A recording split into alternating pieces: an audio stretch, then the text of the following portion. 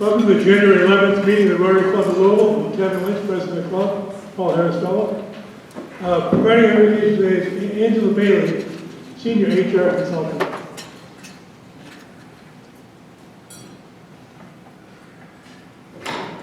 Thank you. Good afternoon. Would you please bow your heads? Dear God, we come together today to celebrate the beauty of art and the power of service. We thank you for the gift of creativity and the ability to express ourselves through various forms of art. Art is a canvas, a stage, a page, a medium to convey a message. Much like service that we do as Rotarians, it's a reflection of the soul and a way to make the spirit whole. Bless our Rotary meeting today, and may our discussions be fruitful and our ideas inspiring. Amen. And leading us to the pledge and the four-way test is Sarah Higginbotham, Leadership and Strategy at PNC. Please join me in the pledge. I pledge allegiance to the flag of the United States of America and to the republic for which it stands, one nation, under God, indivisible, with liberty and justice for all. And now the four-way test. Is the truth, is fair to all concerned, will it build goodwill and better friendships, will it be beneficial to all concerned. Thanks, Sarah. Now it's time to introduce your guest. Rotarians, introduce your name. Say your name first and introduce your guest by name, title, and organization.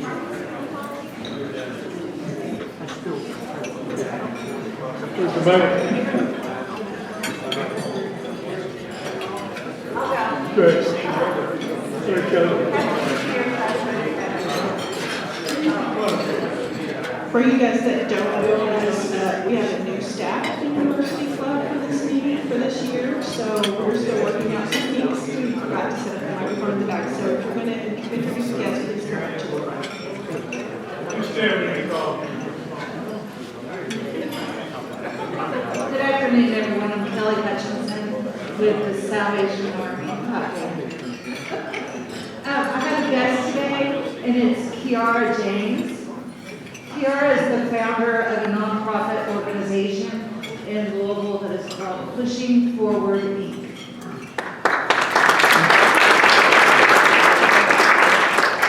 Hi, Mr. Kevin. My name is Susan Zepeda, and my guest today is my friend Terry Barnes, who's a member of the board of the Community Foundation of Louisville.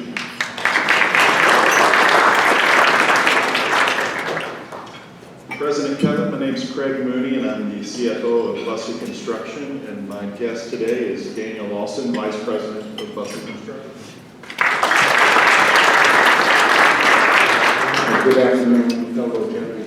President Kevin. I'm Kevin Fields. I'm the CEO of LCCC and Club Director, DEI Committee Chair, and honored today to introduce my guest, Aaron Jordan. Aaron's a local entrepreneur.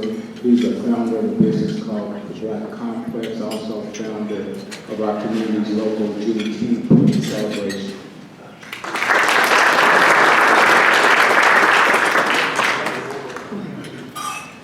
And I have a couple of guests today. I believe Bridget, am I saying it right or is it Bridget?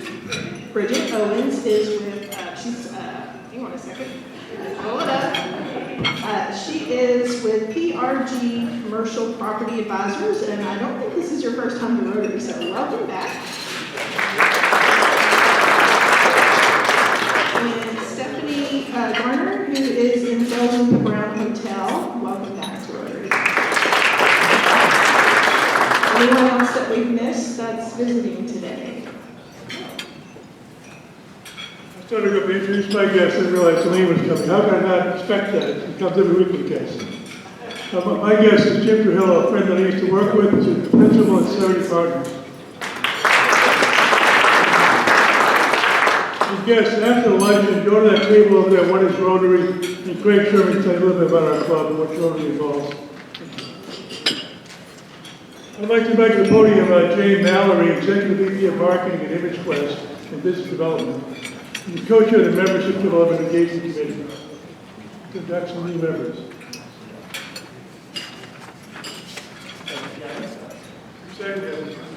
Absolutely.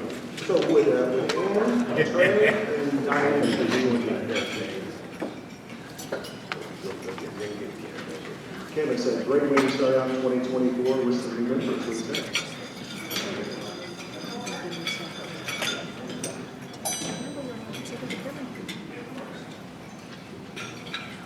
We're all good. So fellow Rotarians, it is the duty of our Rotary Club to add new members from time to time, so that we may not only increase our usefulness and influence as a club, but also to extend the spirit of Rotary throughout the community. So today it's my honor to welcome three new members. So you have been elected to membership in this club because we believe you to be a worthy representation of your calling, which possess qualities that will permit you to exemplify in your public, business, social, and private life the true spirit of Rotary. You've been admitted not only to the Rotary Club of Louisville, but to a worldwide organization of over 46,000 clubs. And by virtue of your membership in this club,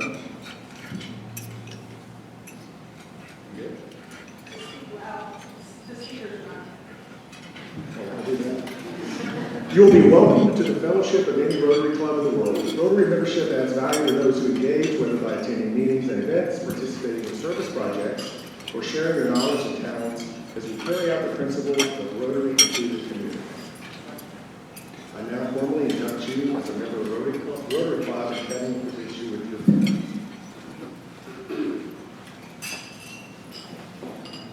So we're going to do some introductions here. First, I'm going to introduce Anne Marie's work.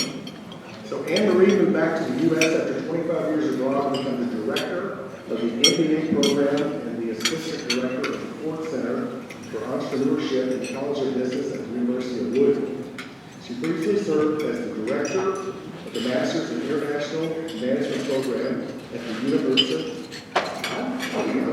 de La Sabana in Bogota, Colombia, and continues on the faculty there as a permanent visiting professor. Prior to that, she was the director of Masters in International Business program at the University of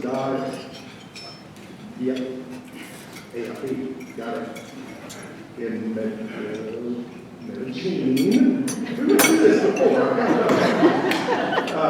Medellin, Colombia. Yeah. So Anne's also been a visiting professor in Mexico and Germany. She completed her PhD in administration with an emphasis in organizational behavior at the University of Louisville, and an emphasis in international business at the Nordic Research School for International Business in Sweden. Wow. Anne's two daughters were born in Medellin, but have since moved to the U.S. One is even pursuing her master's in public health right now here at UNL, and is passionate about accessibility and equitable educational opportunities and broadly focused diversity issues. So join me in welcoming Anne to our club.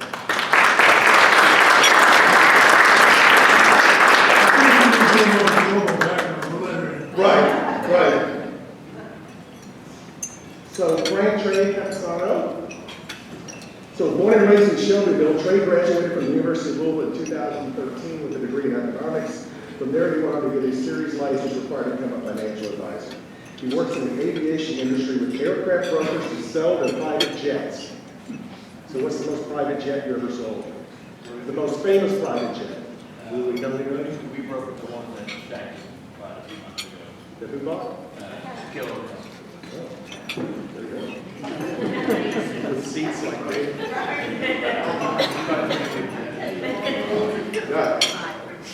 His experiences over the years post-college have shaped him into the young professional he strives to be an avid traveler, listener, and workaholic. So join me in welcoming Trey Rhodes.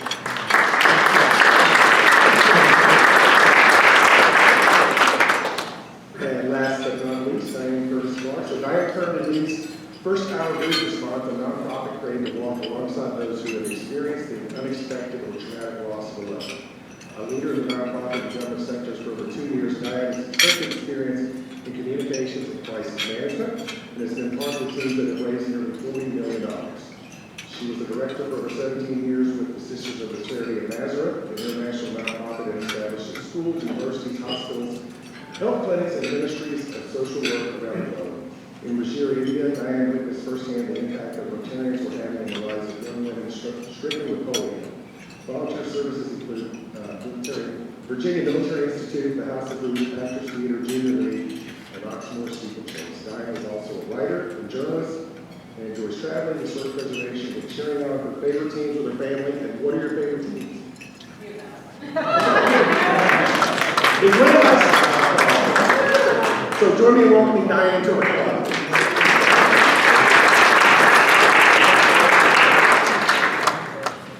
You guys, begin a little quick, I'll get a photo, scoot over so you're not in front of the screen. Scoot all the way in. Never responded to email. All right. Thank you.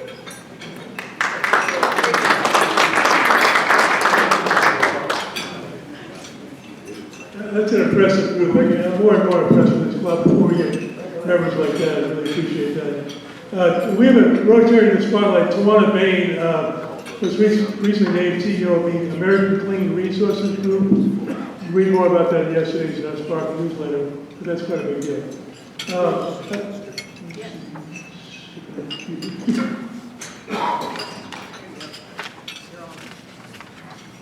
And now I'd like to invite to the podium Alex Novak, co-chair of the International Service Committee, and Paul Harris to share a little bit of the impact of that committee. And I've been very impressed with what they do. And let's hear from them.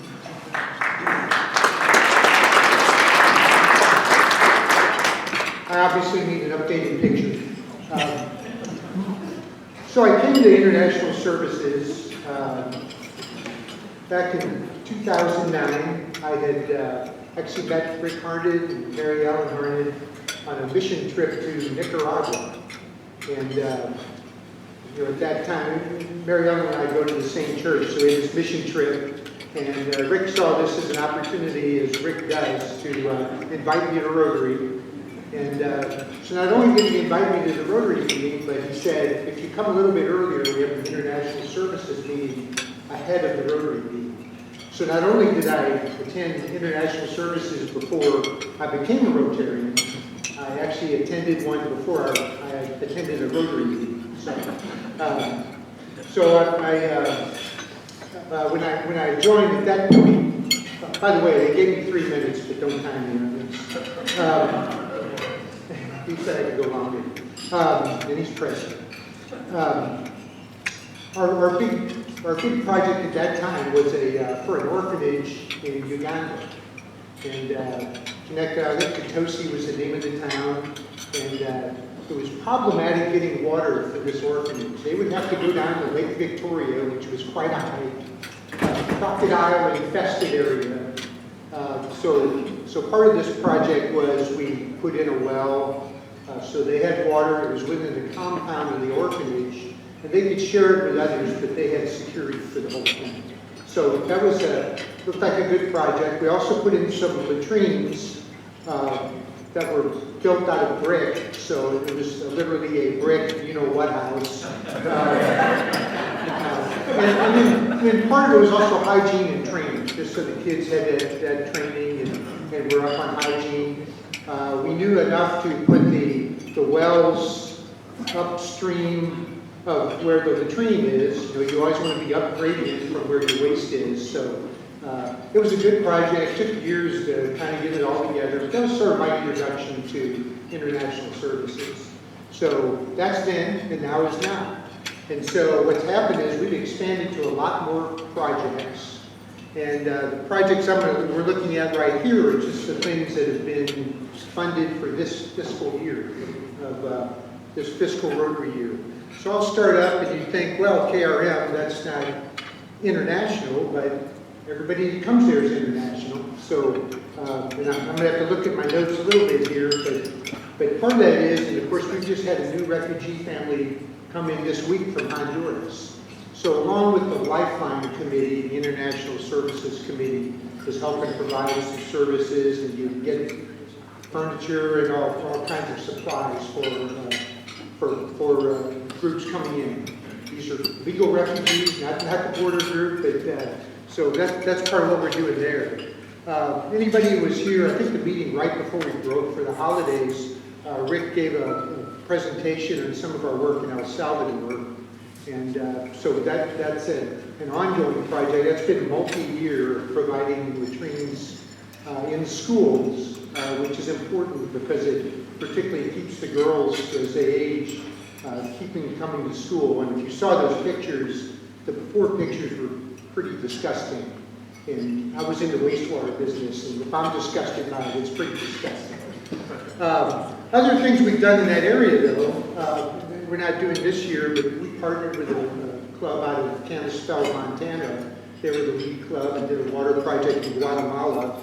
I know in my time on international services, we've had a micro-lending program in Belize, so we've been pretty busy all in that Central American area. The Columbia project, and that's, again, I don't know that one quite as well myself, but it's a safe equipment saves lives. So that's providing equipment. The lead club on that one is in Gananoque, Canada. It sounds Quebecan, but it's an Ontario town. So we're providing supplies to hospital supplies in Colombia. Moving up to the top of the hill there is Ukraine. We had a project there. And it's kind of brand new information. We'd agreed to support them with supplies in the Ukraine, and they found some other funding, but we committed our funding to something in the Ukraine. So we'll probably we have a meeting next week. We'll look at trying to replace that project with something else, because there's obviously a lot of needs in the Ukraine right now. India, we have a couple of things going on in India right now.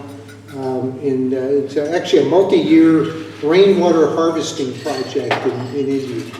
So again, if we get a good project and it's something that's working, we like to just continue success year after year after year. So I could see where that would go on even longer if the need's still there and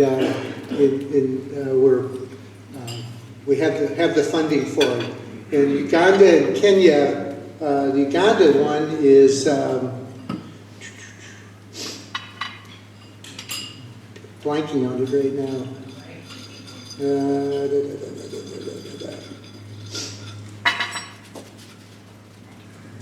Well, I'm sure it's a wonderful project. Oh, I know, that's what confused me about it.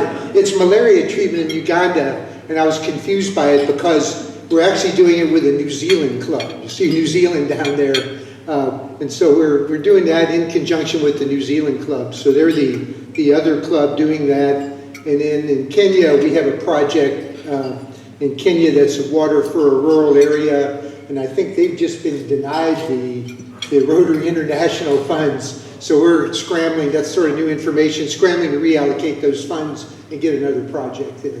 So anyway, we gathered up $27,500 of our funds that we've committed to these projects for this fiscal year. For a lot of them, if they qualify for a district match, we'll get the matching money from the district. And if they qualify for international, I think international will support it at 80 cents on the dollar. So you can take the amount of money we have and expand that and really do a lot of good all over the world. So I know I've used my 3 minutes. I have two takeaways from all of this. One, we do have an International Services Committee next Thursday at 10:30 before the regular meeting. And I invite anybody who thinks they may be interested or want to go into more details on some of this, come to the meeting. We'd be glad to have you.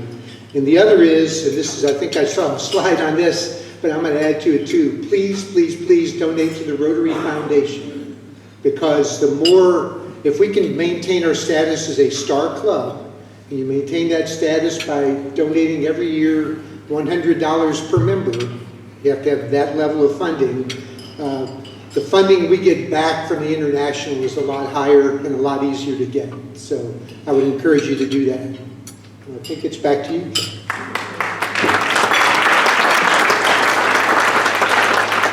Thanks a lot, Alex. I've been very impressed with what they do. By the way, Alex is also the chair of the Ohio River Cleanup Committee, which is really the environmental committee. But the first project is related to the Ohio River. And that's going to be involved with several other Rotary clubs around the Ohio River, and also Kentucky Waterways Alliance, and this group also that Christy Brown had organized. She was a speaker, I guess back in July, or actually October, I guess it was. But it's really, he ran major projects for the Louisville Water Company for years. He's got a tremendous background. And one thing about Rotary, what they do is, you mentioned all these projects, there's not a lot of money that's needed to do a lot of these things. You got the talent of people around the world, the Rotarians, who want to help out, who want to use their talents. You could do some of these, like it's a few $1,000, like $3,000 or $4,000, to make major changes that will affect people's lives, sometimes save lives, but certainly make things a little bit easier with things like clean water, for example. So it's an amazing place to be able to impact the world, really. I want to thank them for doing it.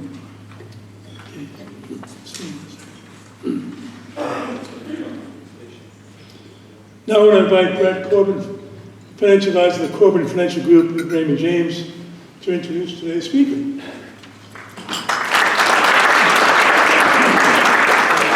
Thank you, President Kevin.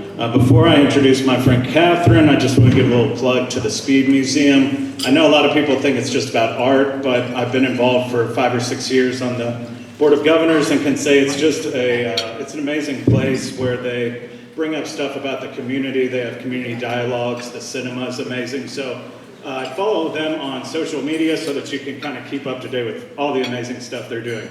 All right, with that, Catherine Surratt joined the Speed Museum in 2022 as the Chief Operating Officer and Business Officer. In this role, Catherine provides leadership for the operational financial management of the Speed. She partners with Rafaela Platau, the board, and senior leadership on strategic planning and institutional capacity needs. Catherine most recently served as Director of Operations at the NASCAR Hall of Fame in Charlotte, North Carolina, where she co-chaired the DEI task force, providing recommendations for organizational policies, compliance, and learning development. She also led the auxiliary services team at the Cleveland Museum of Art, overseeing the expansion of facility rentals, event management, food services, and retail operations. Please welcome Catherine Surratt.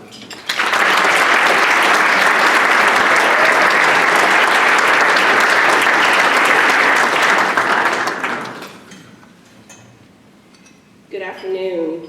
It's a pleasure to be here speaking to you today about something I am thoroughly enjoying over at the Speed. I'm sure all of you are aware that we are in progress of building a art park for the community, for the city of Louisville, for residents, for our visitors, so that, as we say, our mission is we invite everyone to celebrate art forever. So a little bit of history. In the 1950s, the Speed Art Museum was surrounded by tree canopies and green space that connected the Algonquin and Eastern Parkways, but like with anything, as development happened in the area, those things started to be reduced. And as a museum, we're committed to bringing that back. We've partnered with Reed Hildebrand, a leading landscape architecture firm, to rebuild this, where we create public gathering space, playscapes, outdoor classrooms and camps. We will be installing hundreds of trees, canopies, and understory.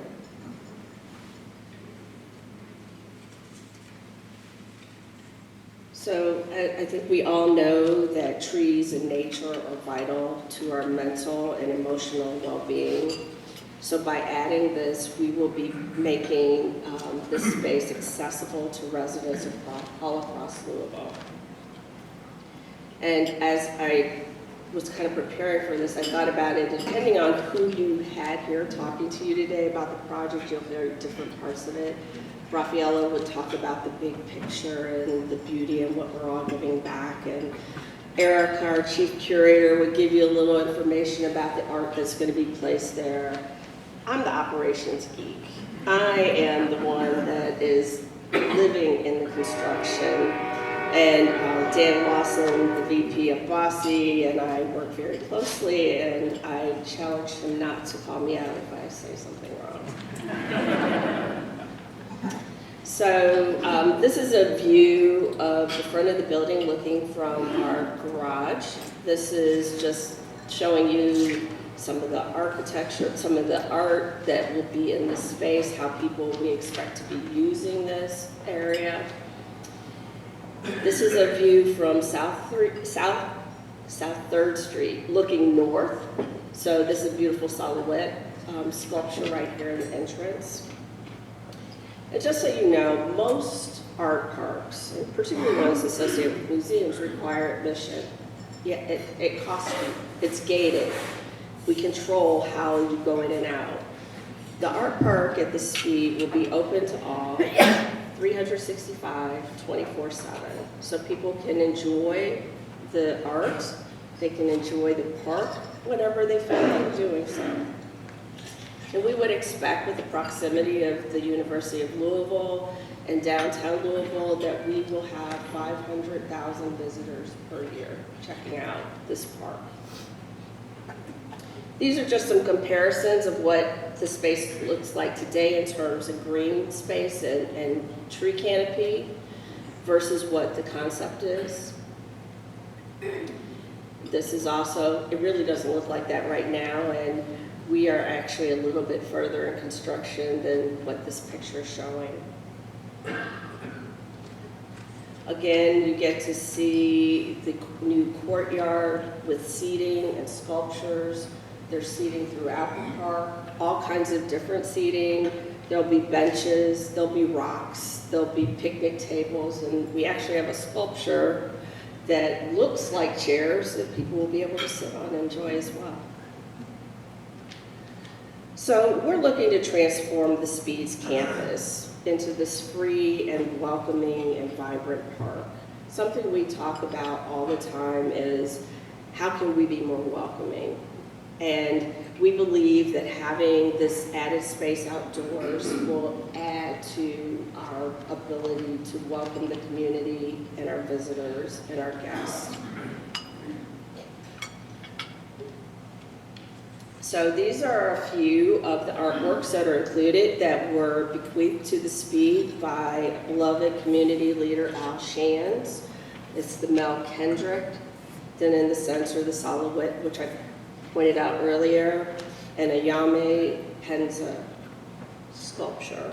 And these are just a few of the sculptures that we have. I believe there's 15 sculptures currently being installed once we complete the project, but the expectation is that we'll have plenty of room if anyone wants to commission or purchase a sculpture for us.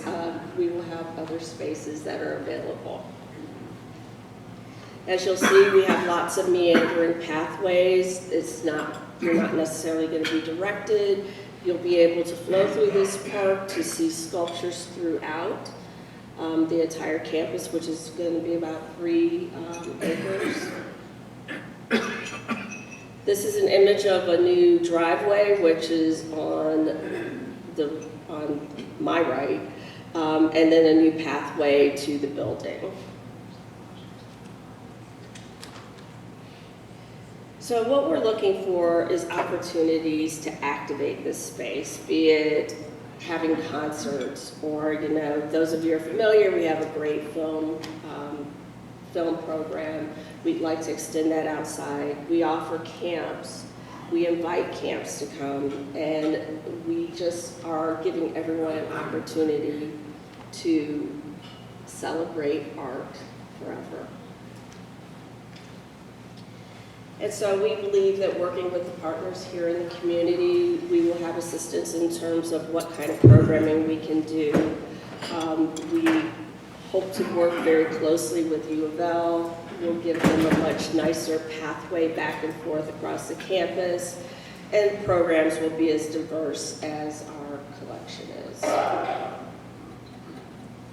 As you see, we'll have some community seating in this area. We will also have, there'll be some Wi-Fi available. There is also power for people to, plug in all your devices, which we all have and can't go very far without. But again, we're looking at utilizing these areas for a variety of different purposes, programming across the board. some other seating. So right there, you'll see the 2 sculptures that look like chairs that are actually part of the collection. The whole idea is to bring nature inside. I don't know if any of you have visited us in the last several months, but in preparation for this, we've actually put vinyl decals of what the park will look like to kind of show that you don't have to look at the construction, you know it's going on. But we want to give everyone an idea of what the park is actually going to look like when it's in place. With all of our beautiful windows, it will be bringing nature inside. It will not just be, it will be an inside-outside experience. This is a new pathway that's going to be installed along 3rd Street. It's raised up above the sidewalk, so you'll be able to walk all straight across, which right now you're going through grass and things like that. There's another sculpture that's in the ground right there in that picture. This is another pathway, I think, parallel to the driveway. As I said, construction's underway. While I share these pictures, we've come quite a ways since then. We've had a little play on words that we're turning our palette a little green and that we're bringing art outside. And, museums are not just for rainy days. They're for every day, indoors and out. So this is a picture of the campus courtyard, which is actually almost complete. We will be finishing the current phase that we're in about the end of this month. We will be moving closer to the front doors, which is going to be a challenge for everyone, but we've tried to make sure that we take everything into account. We want people to have accessibility to our doors. We want to outline a pathway so people know where to go. We will be putting up additional fencing. I believe it's probably late this month, early next month, so you will see that. And this is going to be much more noticeable. So a lot of people may not have even noticed we've already started, but this will include fencing around the front of the building. So almost the entire building will be surrounded by fence, but we will make sure that you know how to get in and out of the building. So far, we've planted 15 trees and a lot more shrubs. These trees are no longer lining our garage, but they are actually in the ground. We've begun planting shrubs in coordination with our architect and Bossy Construction. This is actually where we started the project, which was a driveway along the east side of our garage. So we know that every bit of this project inconveniences everyone a little bit. But we have really tried very hard to identify pathways and directions and signage and all those kind of things. We're about to put arrows in the garage telling people how to get to the cinema and how to get to the entrances. We recognize that every couple of months right now we've been throwing people a curveball on how to actually get to us. We really hope that people continue to visit us, even though it may be a little challenging sometimes. We have some amazing exhibitions coming up. As soon as next month, we have an exhibition on India from the San Diego Museum of Art, which will open around the 14th. It's a great Valentine's Day date, so keep that in mind. We are also still looking for opportunities to support. There are many naming opportunities. If anyone has any interest, please feel free to reach out via email to speedoutdoors.org. And thank you. I'm happy to answer any questions if anyone has any.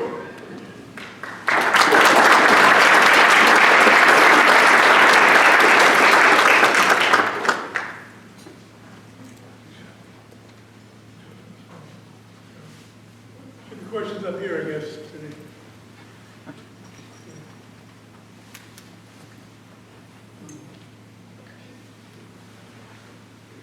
Thank you for coming.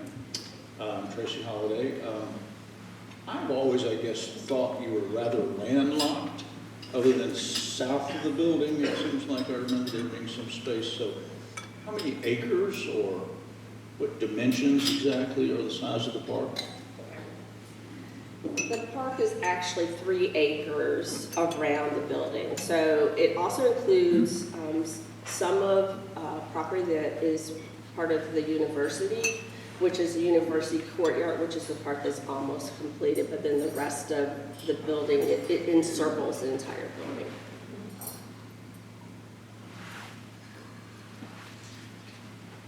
Michelle Blackwhite, what is the expected completion date for the park? And what measures will you take to secure the pieces of art so that nothing happens to them? Since it's going to be open 24/7. Can you repeat the question, please? I was asking what the completion date is and what measures for security they're providing for the pieces of art, since the park is open 24/7 to make sure there's no vandalism or damage to the pieces from Al's collection. Yeah. So the expected completion date for the park is the end of 2025, and some of that is dependent on the city, the state, and the university. Because some of the additional part that will be under construction is university and state property. So it's going to have some combining of 2nd and 3rd Street to make it two-way.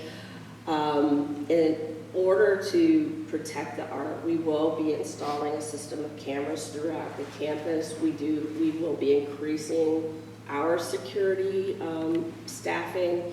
In addition, we have been really working very closely to build a real collaborative relationship with U of L's campus police as well.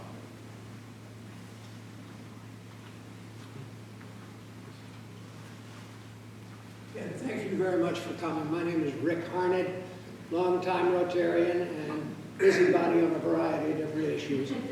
It seemed to me during your presentation that you're putting in a considerable amount of new pavement and hardscape.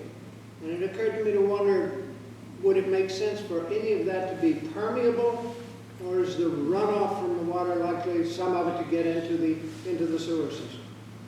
That's a good question. Dan is giving me pointers. Most of the pavers are permeable with drainage down into the ground underneath them, and that does go into the system, goes into a retention basin first, so that it can get into the ground before it gets to the system. Thank you. Thank you. I don't know. Alex has also agreed to clean up there again. Thank you. One more question, Susan Zepeda. Will it be possible to underwrite the cost of one or more trees to honor the memory of someone? That is a good thought. I don't know if our advancement team has considered that, because I know that there are various naming opportunities, and so I would believe that there probably is an opportunity to do that with trees as well. I'll listen here. How do you get from NASCAR to the State Museum? It's always a question.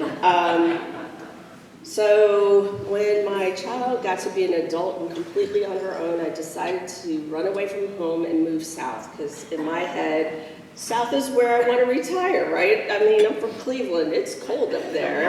Right now, they're dealing with like serious snow. So right before the pandemic started, I saw this opportunity at the NASCAR Hall of Fame, and I applied for this job because it gave me more tools to put in my toolbox that really equipped me for my role here at the Speed. As Director of Operations and Guest Services, my focus was on running the building, all the day-to-day operations, which of course I'm responsible for at the Speed. But also my long-term passion has always been customer experience and guest experience.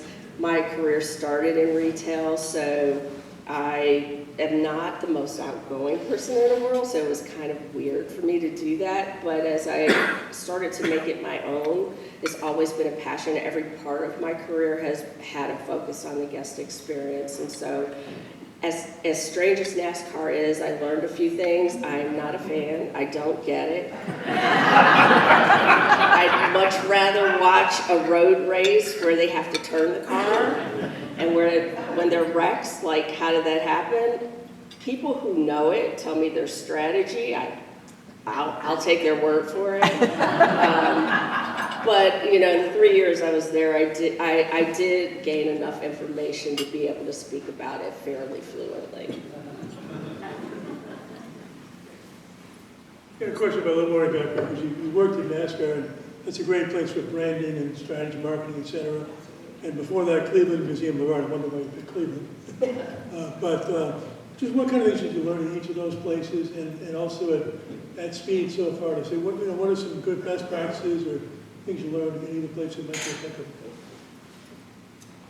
Well, kind of go back to that guest experience as being foundational and making people feel welcome and a part of what you're doing. I always, when I work with staff, is that you have to see each person as an individual. You can't greet each person the same way. And I've known over my career that sometimes I've said things to people that I read them well enough to know whether I can say it or not. I don't just do it. Some people just are like, don't talk to me. So that's true. But having had big museum experience in Cleveland, I mean, and Cleveland is a very large museum. It has 40,000 objects.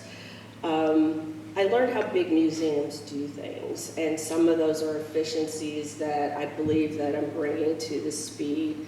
They're, you know, I'm frequently asking, why are we doing this? Why are we doing this way? And, you know, just in the last year and a half, Raphael has really filled out her team of direct reports and of our senior leadership team, and everyone there brings experiences from where they came from in order, because our goal for all of us is just to make the Speed the best it possibly can be. I am thoroughly enamored with this museum. The difference between big museum is like what I love here is Ed Hamilton might walk in the door one day. It's not unusual, or William Duffy, and to have those kind of interactions with artists is not what the norm is in Cleveland. It's not that same thing. But here too, the beauty is even little things that we want to do are really heavy lifts for us sometimes. But we're all pulling in the same direction, and we're all trying to make this a gem for this community and for the city.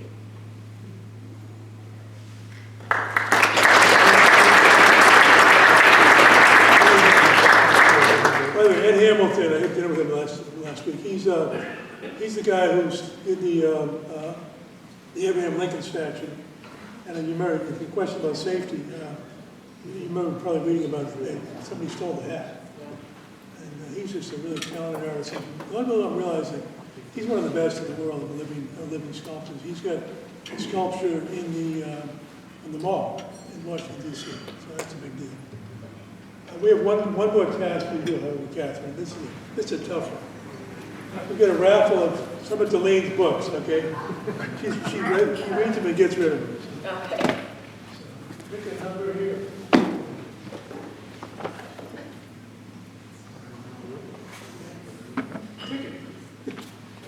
The last four digits are 0131. Okay, whoever has that probably doesn't know how to read, maybe that's why they didn't answer. But we try to.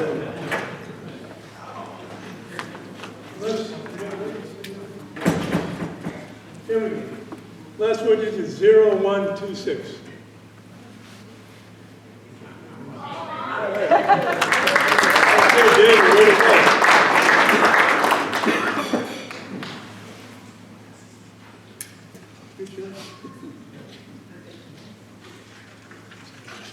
Our next meeting, by the way, is of course, next week, the 18th of January. It's going to be with Alan Lenahan.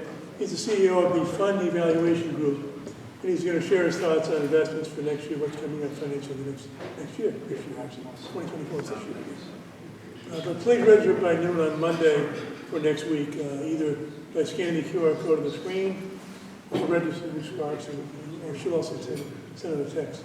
But guests, remember, over in the corner there will be Craig Sherman, who can tell you all you need to know about Rotary.